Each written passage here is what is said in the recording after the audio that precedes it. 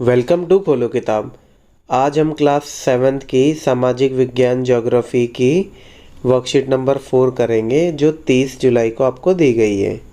अगर आप चैनल पे नए हैं तो इसको सब्सक्राइब कर दीजिए और वीडियो पसंद आने पे लाइक एंड शेयर करना ना भूलें। पहले हम हिंदी मीडियम के स्टूडेंट्स के लिए इसको करेंगे, भूगोल की वर्कशीट को, और फिर हम इंग्लिश मीडियम के स्टूडेंट्स के लिए इसको करेंगे। तो चलिए स्टार्ट करते हैं। सबसे पहले विद्यार्थी अपना नाम लिख देंगे, यहाँ कक्षा अध्यापक का नाम। प्यारे विद्यार्थियों, आपने ग्लोब तथा मानचित्र पर देश, महाद्वीपों तथा महासागरों के अलावा कुछ खड़ी व कुछ आड़ी रेखाओं को भी देखा होगा। क्या आपने कभी सोचा है ऐसा क्यों किया गया है, जबकि पृथ्वी पर वास्तविक में कोई ऐसी रेखाएं खिंची हुई नहीं होती हैं? पृथ्वी को समझने के लिए कुछ काल्पनिक संदर्भ रेखाएं, अक्षांश और देशांतर को माना गया है। आइए इनके बारे में जानते हैं। अक्षांश रेखाएं कौन सी होती हैं? जो ऐसे पृथ्वी या ग्लोब पे गिरी हुई दिखाते हैं। और देशांतर रेखाएं होती हैं, ये खड़ी रेखाएं जो होती हैं जो पोल या ध्रुव से, दोनों ध्रुवों के बीच, उत्तरी ध्रुव से दक्षिणी ध्रुव के तक खिंची हुई आती हैं। और ग्रिड किसको बोलेंगे? ये दोनों हिस्सों को जो आपस में काटते हैं, अक्षांश और देशांतर हिस्सा एक साथ हो तो इसको ग्रिड बोल देते हैं। अक्षांश क्या है? विषुवत वृत्त से ध्रुवों तक स्थित सभी समांतर वृत्तों को अक्षांश कहा जाता है।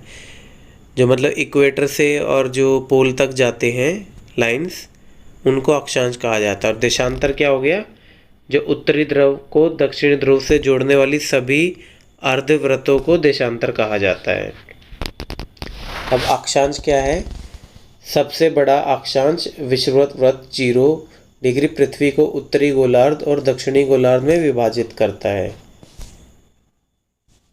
ये जैसे आपको यहाँ दिख रहा होगा, ये विषुवत वृत्त है।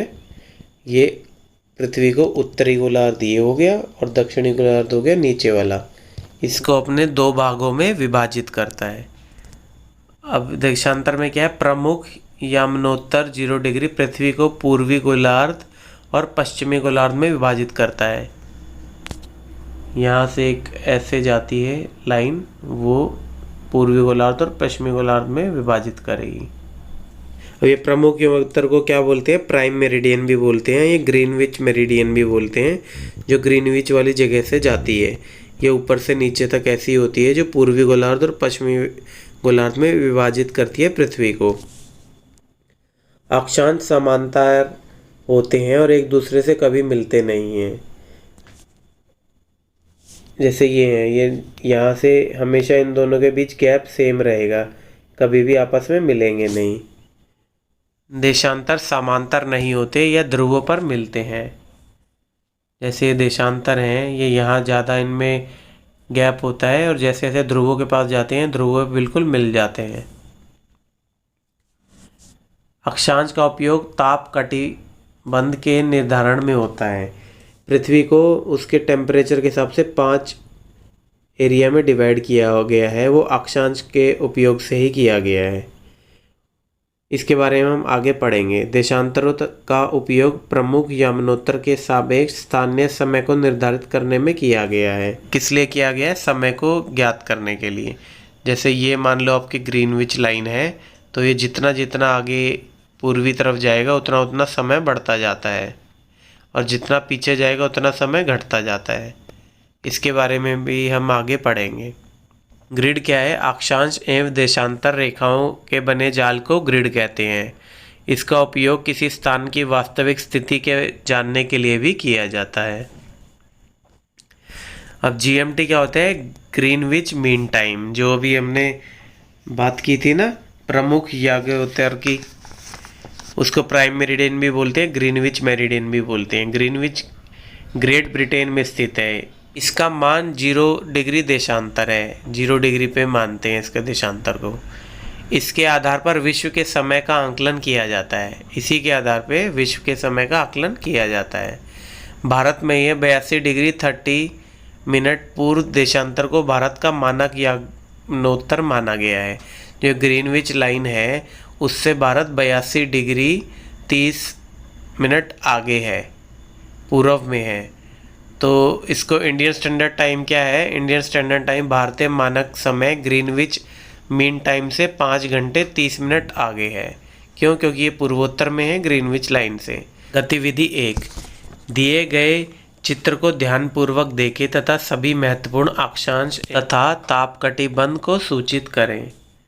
अब ध्यानपूर्वक इसको देखें, महत्वपूर्ण अक्षांश क्या क्या दिख रहे हैं आपको। जैसे ऊपर से चलेंगे, उत्तरी शीत कटिबंध दिख रहा है आपको, कर्क रेखा दिख रही है, फिर ये विषुववृत्त वृत्त दिख रहा है, फिर मकर रेखा है, फिर दक्षिणी ध्रुव वृत्त दिख रहा है आपको, है ना। तो अक्षांश की महत्वपूर्ण रेखाएं कौन सी है? भूमध्य रेखा, जिसको विषुववृत्त वृत्त भी बोलते हैं, 0 डिग्री। फिर है कर्क रेखा, कर्क रेखा 23.5 उत्तर में है।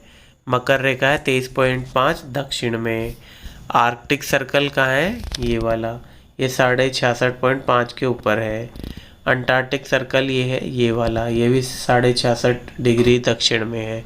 उत्तरी ध्रुव का है 90 और दक्षिणी ध्रुव 90 डिग्री दक्षिण में।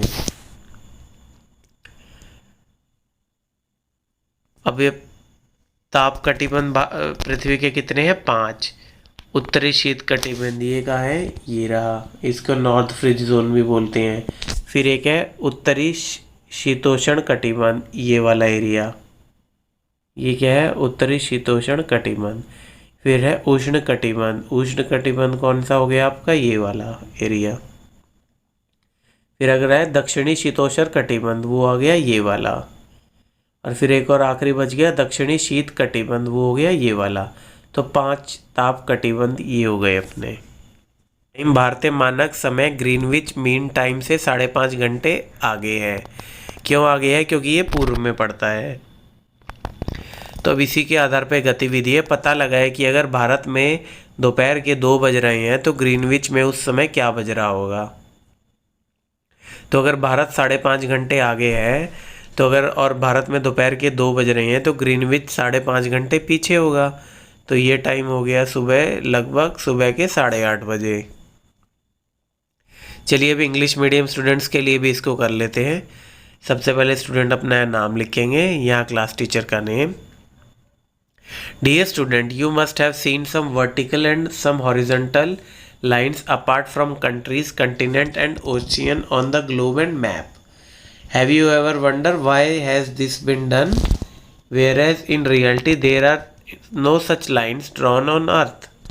Some imaginary references lines, latitudes and longitudes have been assumed to understand the earth. Let us know about them. जो अपनी अर्थ है उस पर कोई इमेजनरी लाइन्स बनाई गई हैं, लैटिट्यूड और लॉन्गिट्यूड। तो लैटिट्यूड कौन सी वाली होती हैं? जो ऐसी लेटी हुई वाली होती हैं सर्कल में। और लॉन्गिट्यूड लाइन कौन सी होती है? जो पोल से दूसरे पोल को पे जाती हैं। तो ये ऊपर से गिरी हुई लाइन बोल सकते हैं, खड़ी लाइन। और ग्रिड क्या है? इन दोनों के को जब हम मिक्स करके एक साथ लाते हैं तो उसको ग्रिड बोलते हैं। लैटिट्यूड क्या है? All parallel circles from the equator to poles are called latitudes. अब ये पैरेलल सर्कल है जो इक्वेटर बीच में हो जाता है और उससे पोल्स की तरफ जो भी ये पैरेलल सर्कल जाते हैं उनको बोलते हैं लैटिट्यूड। लॉन्गिट्यूड क्या है? All the semi circles connecting the north pole to the south poles are called longitude. North pole से साउथ पोल्स पे जो भी लाइन आती है उनको बोलते हैं longitude. The greatest latitude, the equator 0 degree divides the earth into the northern hemisphere and southern hemisphere. ये इक्वेटर है और अर्थ को 2 पार्ट में डिवाइड कर दिया, नॉर्दर्न हेमिस्फीयर और साउदर्न हेमिस्फीयर।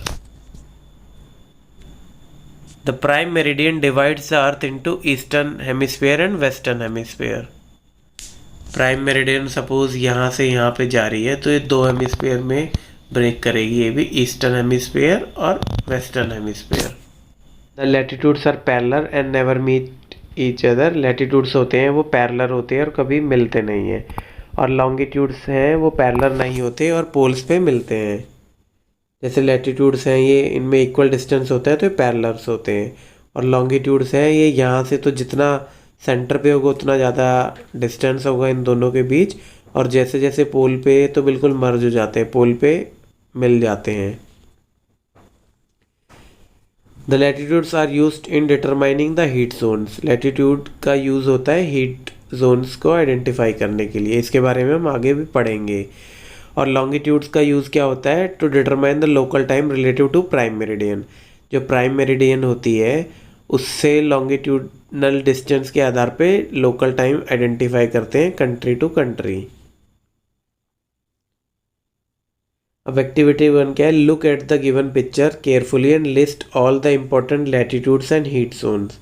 तो इसमें लैटिट्यूड्स कौन कौन से दिए गए हैं? इक्वेटर है एक, है ना, एक है ट्रॉपिक ऑफ कैंसर, फिर एक है tropic of Capricorn, Arctic circle, Antarctic circle, then north pole on the top and south pole on the bottom. और हीट जोन्स कौन से हैं? हीट जोन्स 5 हीट जोन्स हैं अर्थ के। एक होता है टॉरिड जोन, टॉरिड जोन हो गया ये वाला आपका एरिया। फिर है नॉर्दर्न टेम्परेट, ये नॉर्दर्न जो हेमिस्फेयर में होगा उसको नॉर्दर्न टेम्परेट बोल देंगे। साउदर्न टेम्परेट साउदर्न हेमिस्फेयर में जो होगा। फिर नॉर्दर्न फ्रिजिड जोन और साउदर्न फ्रिजिड जोन। तो ये 5 हीट जोन्स हो गए अपने। अब यहाँ बताया GMT, Greenwich mean time. Greenwich is located in great Britain. Greenwich कहाँ है? ग्रेट ब्रिटेन में है। It's value is 0 degree longitude. Longitudinal value 0 degree है। सपोज ये है एक artificial longitudinal. On the basis of this the time in the world is calculated. इसको 0 time बोल देते हैं। जो इससे जितना आगे ज़्यादा जाएगा उसका इतना आवर्स बढ़ जाता है टाइम का, और जितना इससे पीछे जाते हैं उतना आवर्स घट जाता है। फॉर एग्जाम्पल क्या दिया है? In India the longitude of 82 degree 30 east is consider as the standard meridian time. Find out if it is 2 o'clock in afternoon in India, what will be in Greenwich at that time. तो Indian time 5:30 आगे होता है Greenwich से, तो obviously ये Greenwich time India से 5 hour 30 minute पीछे होगा। तो इंडिया में अगर 2 o'clock है तो ग्रीनविच टाइम में कितना होगा? मॉर्निंग के 8:30 AM। इसी के साथ हमारी ये वर्कशीट फिनिश हुई। नेक्स्ट वीडियो में मिलेंगे हम नेक्स्ट वर्कशीट के साथ। Don't forget to like, comment, share and subscribe the channel. Thank you.